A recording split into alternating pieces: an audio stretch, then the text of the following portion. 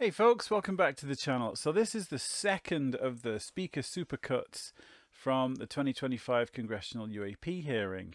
And in this one, we're going to be covering Dylan Borland. Now, Dylan was new to us in ufology, and the things he came out with during that testimony absolutely rocked it for several reasons. First of all, he had an incredible first-hand sighting of 100-foot across black triangle with a gold fluid material on top of it. And it overheated his phone. He saw it for multiple minutes. It was extraordinary. And to hear it from such an individual going into such detail and the circumstances involved was really, really profound. But this also kind of touches on a lot of UAP history as much as he was new to it. So there was a great deal of sightings all the way from the 60s, not least the ones in the UK with Colin Saunders, who I've been speaking to on Facebook, and he sent me this photo of the craft that he saw, which looks very, very familiar. If not the colour, because he said that the liquid fluid was silver looking. Perhaps what Dylan saw was a more modern version. His sighting was in 2012. But honestly, more important than his sighting itself is the intrigue and the dark, dark politics that have come alongside it. So he had very dark dealings with Arrow and the whole whistleblower process, and he's really suffered for it. And whilst I take no pleasure in seeing that, I really commend his courage in coming forward. Now, I'm not going to prattle on too much longer. I am hoping to have a chat with Dylan and Jeff in the coming weeks. So if you've got any questions for him, then drop it in the comments below. And for now, here's Dylan. This hearing of the Task Force on Declassification of Federal Secrets will come to an order. Welcome, everyone. Without objection, the chair may declare a recess at any time.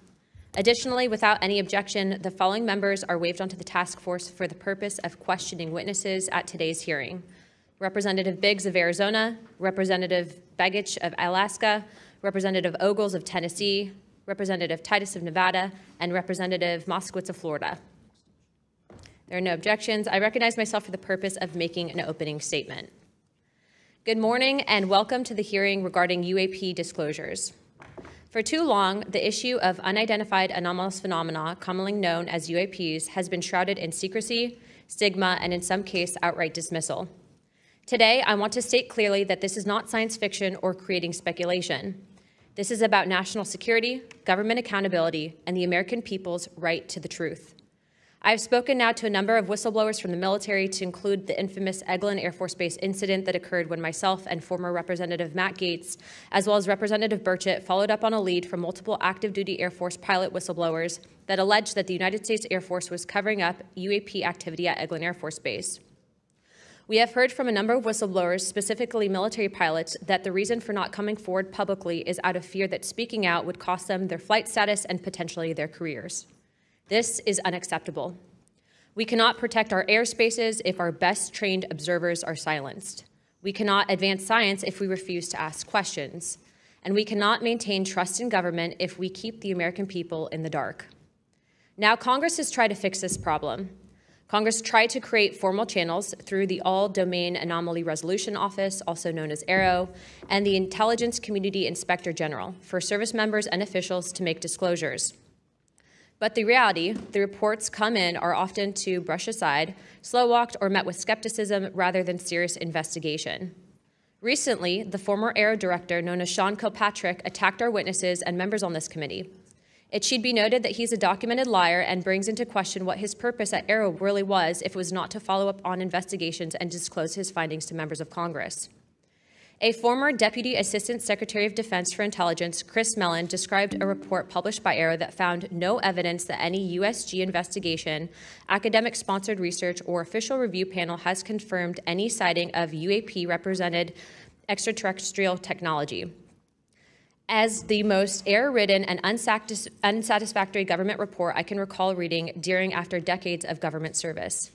Mellon further noted that this was a first error report submitted to Congress without the Director of National Intelligence's sign-off and seemingly excluded input from any scholars or experts who have studied or written extensively about this topic, as would normally be in any other case in this field.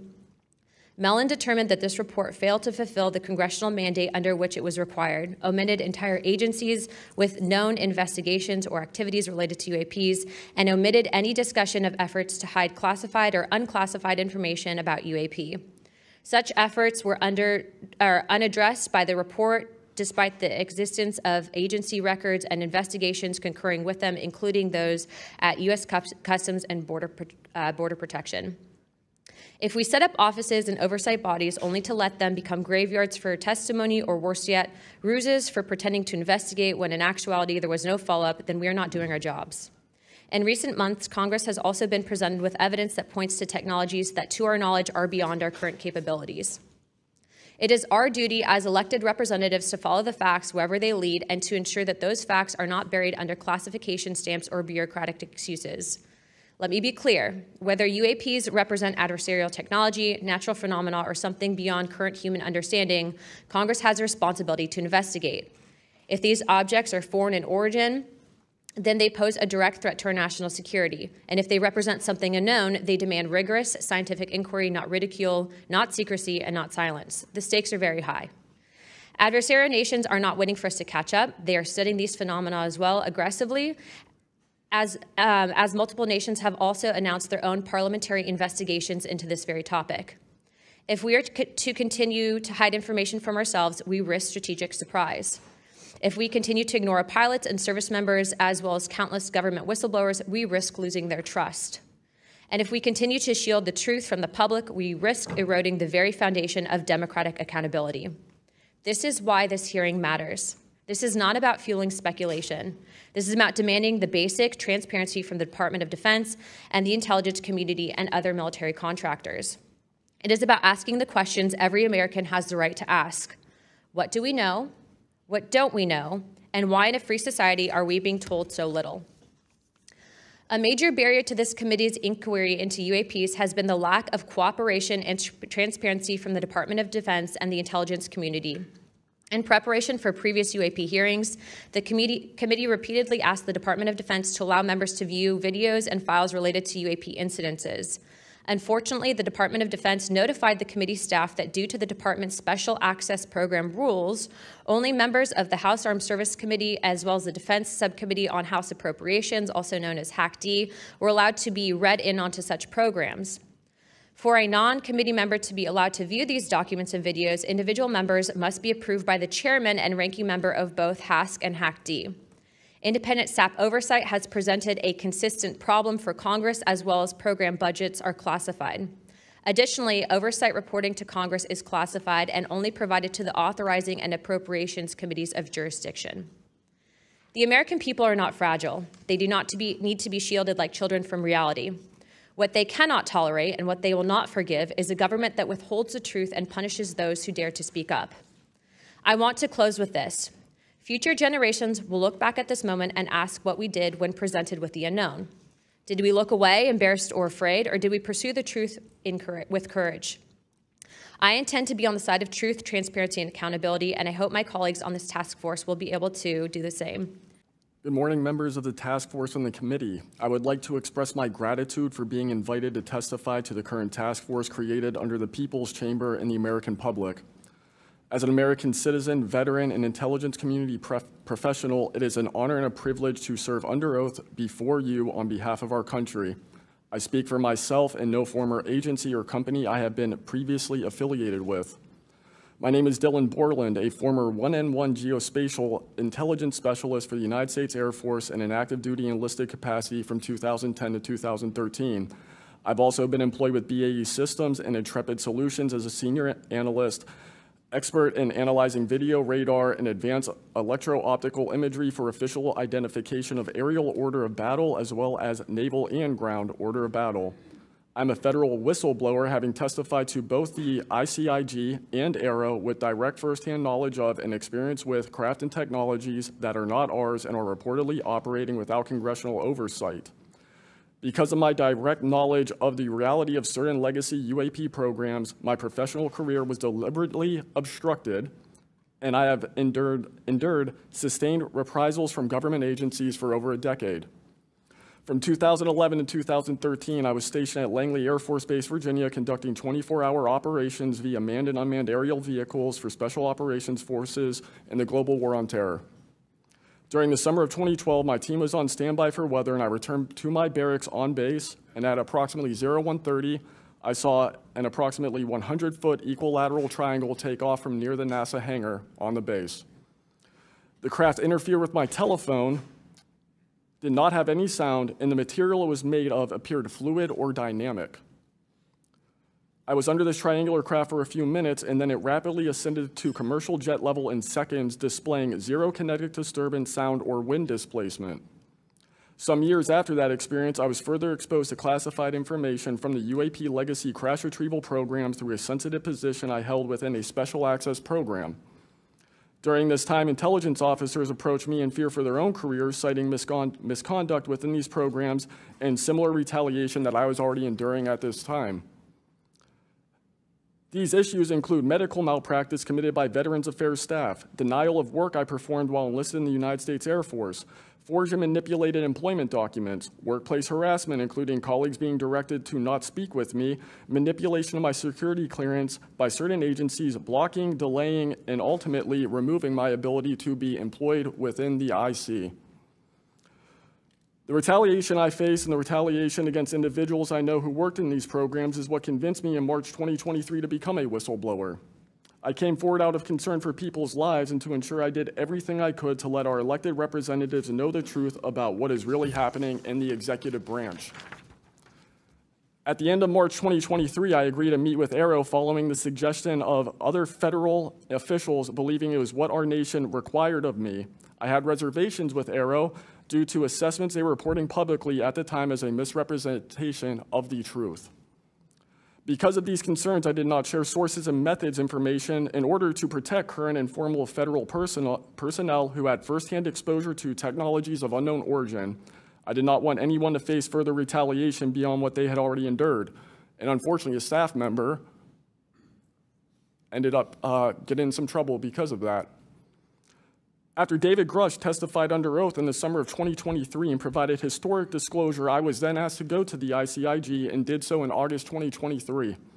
It was very clear early on during my intake interview, which was video recorded under oath, that the objective was to solely assess how much I know and not move forward with an investigation with new information I provided them. The aftermath of that IG complaint still troubles me to this day. Since my ICIG complaint, I've been prevented from resuming prior employment and can confirm I'm still blacklisted from certain agencies within the intelligence community. In addition, multiple agencies attempted phishing attacks to assess what I had divulged to the Inspector General, including being asked to disclose details of my ICIG complaint during a CI polygraph for a position unrelated to UFO UAP matters as recently as November 2024. As I sit before you today, I and many other whistleblowers have no job prospects, no foreseeable professional future, and a nation every single one of us came forward to defend. Numerous individuals have come forward in various ways to reveal the truth of the UAP reality as patriots and defenders of our nation. Yet many feel discarded, isolated, hopeless, separated from the country they serve. Efforts to rectify this situation for all whistleblowers have been difficult and troubling. And to my fellow whistleblowers and officials who know this information, I offer you my apology, something that I have never gotten, and I'm giving it to you. I swore an oath to the Constitution of the United States, an oath that demands truth and transparency for our democratic republic to function. Each day, these truths remain hidden from our citizens. Humanity drifts further from the principles our nation was founded to uphold.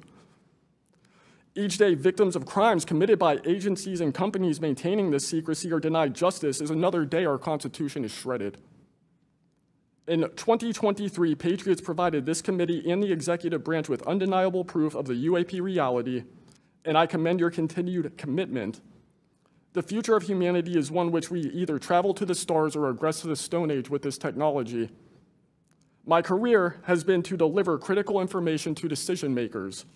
Your role as elected by your representatives is to act on it. The time to act is now. Thank you.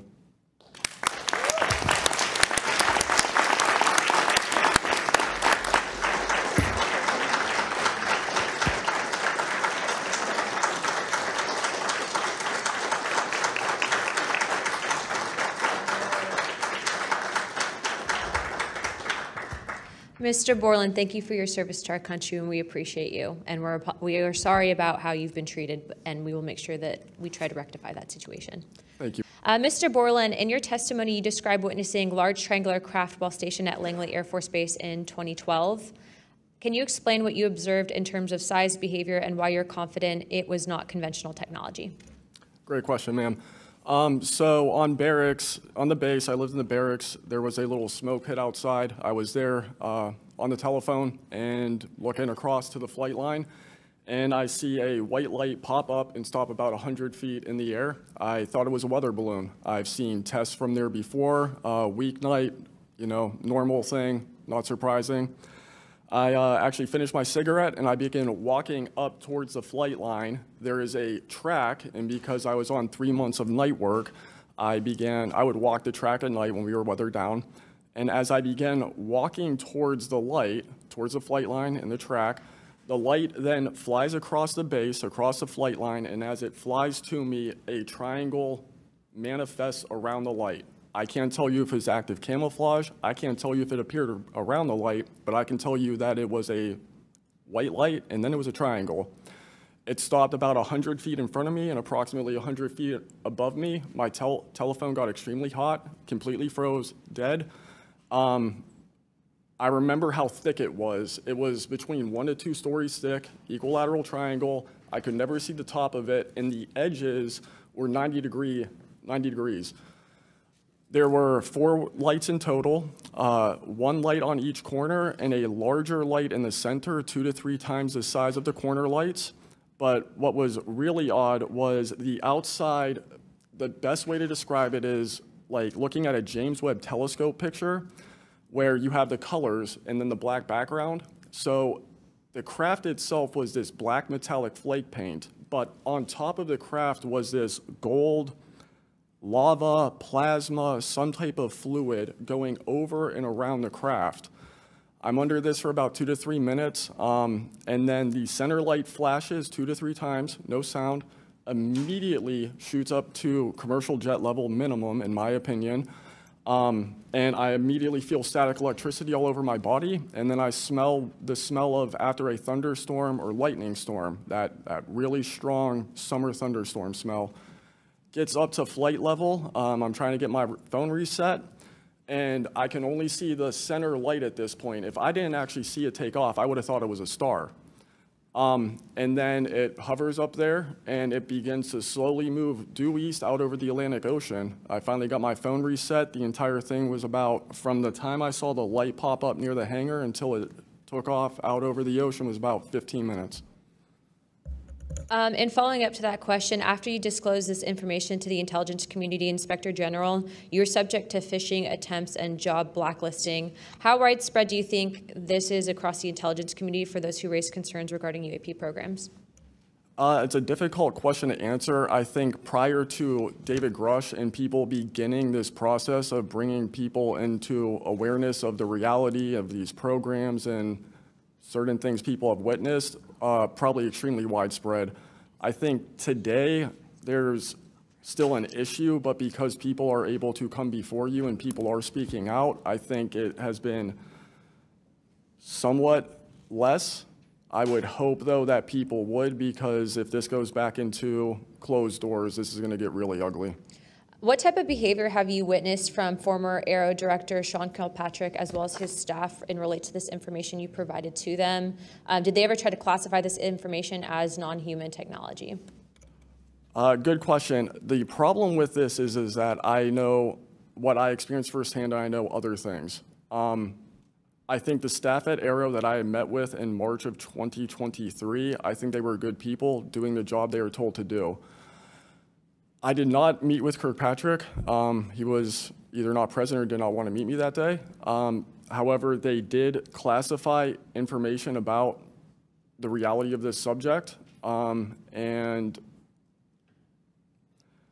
It was very concerning because in my Aero MFR, they had actually referenced a former staff member that was the one who told me to go there, and they probably shouldn't have done that. And real quick before my time is up, and we might go to second round of questioning just so you're all aware, how important, given everything that you've seen and experienced, is the UAP Disclosure Act of 2025 in restoring both public accountability and trust?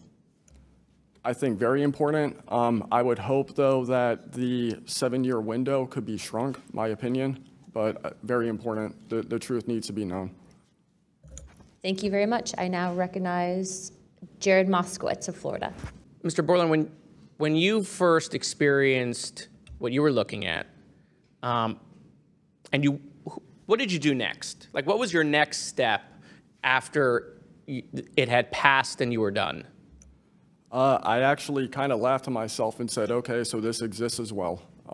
Worked in enough programs, been exposed to enough that I was like, okay, so this is a real thing. I went back, walked the track, talked with a couple of my friends about it. I did talk with some of my coworkers, one in particular, which I thought was a joke, and it definitely wasn't, was like, you probably should never say this to anybody. And then what happened to me happened, so. Mr. Borland, I'd like to start with you and ask a few questions. Were there any other witnesses when you saw the equilateral triangle? Were there other witnesses that saw the same thing? Not to my knowledge, ma'am. At that point, the only people that would be awake is those of us that were doing operations for the GWAT and then security forces, so not to my knowledge. And do you think that, in your opinion, that the equilateral triangle was the U.S. government's technology? I did once upon a time, but knowing what I know now, I'll have to answer that question in a skiff, probably. Well, my next question is, you teased us, so knowing what you know now means what? I know enough to know that if you want an answer to that question, go to Aero. They have the answer. Do you think it was a foreign government? I do not, no. And Aero is supposed to be disclosing. The last time I was in a skiff with Aero, they said they were going to be doing disclosures. Had they been doing much of that? I don't have an answer to you you. I don't know. I know what Aero reports publicly, and I know what I've been through. Yeah. And some of this stuff can be, I think, debunked, right? Sometimes there are weather balloons that look kind of a little funky, or drones or whatever, depending on the angle, direction, speed, et cetera. Are you scared for your safety? That's a complicated question. So being here today, if I say the wrong word, technically I can be charged with espionage. Espionage is a death penalty. Whistleblowers have faced it. John Kiriakou, for example. I am not scared for my physical safety in the sense of an agency or company coming to kill me, but I have no job. My career has been tarnished. You know, I'm unemployed, living off of unemployment for the next 3-4 weeks until that's gone. So it's a complicated question. Have there been stories leaked about your life to try to discredit you in the public eye? As of now, I don't know. We know they did that to Mr. Grush. I am aware. Yes, ma'am. They leaked his private medical information, horrific things. It is. Okay, you said in your testimony earlier with the chairwoman, you know other things. I guess that has to be mentioned in a skiff. It would. The other things. It would, pending I'm even legally allowed to speak on, and the people in the room are even legally allowed to hear it. And is that, would we need to know the compartmentalized word, like what the code word is, or the name of the program, the special access program, in order to even hear it? You have to know the word, right? I would suggest the name of it, right? I would suggest that to be asked to DNI Gabbard and work with her for that, because I can't give you the answer on what is the requirement. But this is what the U.S. government does, right? They compartmentalize the information. Only certain people know the name of the program, and if you don't know it, you can't get the information. If you don't have the name, you don't know what to ask for. Even when we're reviewing the budget, we go into a skiff, we look at DoD budget and the budget of like black box programs, and we don't know what we're looking at because we don't know what these programs are. Is it a way for the government to hide from Congress what's really going on and where the money's going? In my opinion, absolutely, yes. You mentioned, too, in your testimony earlier that, quote, you went to speak with the government and they said somebody's name, a colleague's name, and you said they shouldn't have mentioned that staff person's name. What does that mean? A Senate staffer who is the one who helped me get to Arrow recommended me I go there, gave me the email and the phone number because I could not find that information at all at the time. In fact, I believe you guys have talked about how Arrow didn't even have a website for quite a period of time. We were told they were going to do disclosures, both what they've debunked, because some of it can be debunked, and then what they haven't been able to debunk. And to my knowledge, it hasn't been a thing. Dr. Borland, as a geospatial intelligence officer, have you seen classified data indicating UAPs operate in restricted U.S. airspace, and has that information been withheld from Congress? I have not in U.S. airspace. That is intelligence oversight, so I did not have domestic authorities. After filing your Inspector General complaint over retaliation inside the Pentagon's UAP office, did you receive any kind of protection or just more retaliation? Within the IG or Arrow, ma'am? Either. Arrow, they went after the staff member and classified everything, shut that down. The IG, to this day, I don't even know if my complaint's active. I know my attorney that represented me was very, very, very concerned. And the best of my understanding, I was determined credible, not urgent. And do you think that experience would suggest that the internal UAP investigations may be compromised? Possibly. I mean, it's so hard because this goes back to people doing the job they're told to do, and very few people are going to want to give up their careers, 20, 30-year pension, get rid of their kids' health care, get rid of their house. It's possible, yes. Yes. Thank you very much, Dr. Borland. In the classified realm, have you been exposed to undeniable confirmation of NHI technology? And then my second question is BAE Systems involved in any way with reverse engineering exploitation of non-human intelligence craft? Yeah, we're gonna have to have a conversation this skip for that. Whether I'm legally even allowed to answer that, and whether you're even allowed to hear it, sir. Okay. Again, you can sense our frustration. And so I just want to thank you for coming forward. We will continue to fight because, look, this is about making sure that this government belongs to the people. Mr. Borland, how about you? Absolutely. I mean, after I went through everything, it was pretty clear that I caused a major issue in the executive branch. So I did what I was supposed to do. And that's why I haven't spoken publicly. That's why I'm happy to be here. This is how I wanted this to be done in regards to me. Mr. Borland, why do you think that you faced reprimand and discipline for your effort to come forward and be transparent about what you saw? About what I saw is the reason why I got into what I know and has been disclosed to Arrow and the IG. And I think that information, well, it was labeled an extremely sensitive national security issue. Thank you. And finally, Mr. Borland, when you engaged with Arrow in 2023, you noted that their public statements did not match the reality that you and others had witnessed. In your assessment, what were the key limitations of Arrow? You know, I would put it to you this way. The statement Arrow has made is scientific evidence of extraterrestrials. Scientific evidence requires a scientific control. Extraterrestrial is an entity on another planet. The only way to scientifically prove extraterrestrial is we have to go to that planet, acquire technology, bring it back, and compare it to what we have here. So you're saying they won't let anything out because, or they won't come forward unless they confirm that unless they go to the planet and confirm where its origin is? That would be scientific evidence, yes. And by that statement, Arrow found no scientific evidence of extraterrestrials is basically, I don't want to call it a psyop, but a misrepresentation, because we do have things. But making that statement is not technically a lie. It's a misrepresentation of the full truth. Thank you.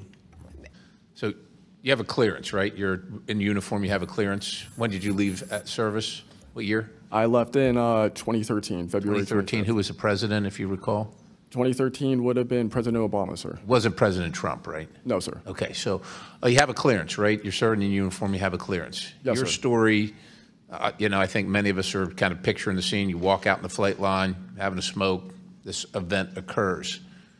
Do you have the perception, at least I do, based on your story, that this involves the U.S. government? Whatever you saw involves the U.S. government? That is 100% my opinion then and now. And was there an after action? Do you do a daily debrief of the activities of the day? Was any of that recorded? Was there a conversation with the command? Was there any documentation that you know of at the time? Not to my knowledge. I mean, like I said, I talked about it in on the ops floor, and a couple of people had pulled me aside, some older enlisted, and were like, you probably want to keep that to yourself. So did you get the impression that they knew what you were talking about, just didn't want you to harm your career or seem crazy, or that they didn't really witness? Did you know anybody else that witnessed what you saw? Again, not that night. Like I said, the only people that would have been out there would have been security forces, and then those of us that were doing ops. Security forces in uniform or contract? Probably both. Did you talk to them? Did anybody talk to them in an after action? Not to my knowledge, sir. Was there any interest in the command to determine and verify what you saw? Not to my knowledge, sir. It's unfortunate.